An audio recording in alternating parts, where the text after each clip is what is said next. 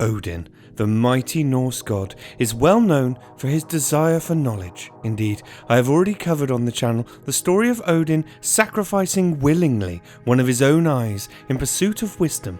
Make sure you check that one out. I'll leave a link in the description. You may think losing an eye is extreme enough, but Odin was unable to rest whilst aware that others possessed information and power that he did not. This brings us to another story of Odin and his discovery of the ancient Norse runes.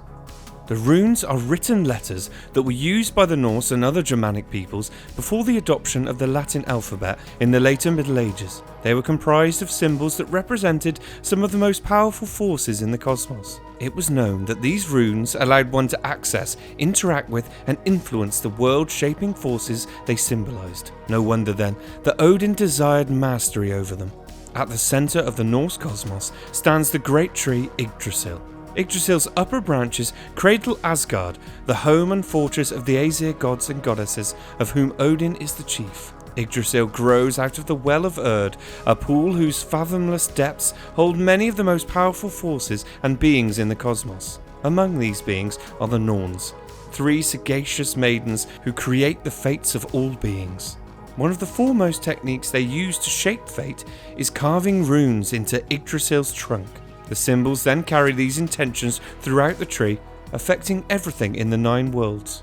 Odin watched the Norns from his seat in Asgard and envied their powers and their wisdom, and he bent his will toward the task of coming to know the runes himself. Since the runes' native home is in the Well of Erd with the Norns, and since the runes do not reveal themselves to any but those who prove themselves worthy of such fearful insights and abilities, Odin hung himself from a branch of Yggdrasil, pierced himself with his spear, and peered downward into the shadowy waters below. He forbade any of the other gods to grant him the slightest aid, not even a sip of water, and he stared downward and called to the runes. He survived in this state, teetering on the precipice that separates the living from the dead for no less than 9 days and nights. At the end of the 9th night, he at last perceived shapes in the depths, the runes. They had finally accepted his sacrifice and shown themselves to him, revealing to him not only their forms, but also the secrets that lie within them. Having fixed this knowledge in his formidable memory, Odin ended his ordeal with a scream of joy. Having been initiated into the mysteries of the runes, Odin recounted, "Then I was fertilized and became wise. I truly grew and thrived. From a word to a word, I was led to a word. From a work to a work, I was led to a work." Equipped with the knowledge of how to wield the runes, he became one of the mightiest and most accomplished beings in the cosmos.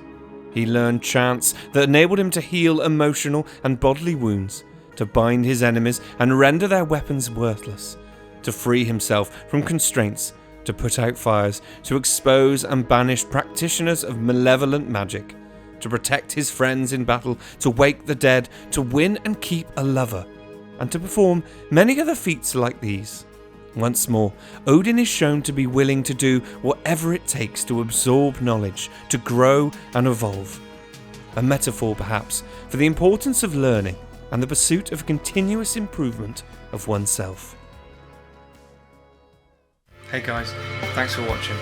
If you enjoyed the video, don't forget to hit that subscribe button for more great stories. Cheers.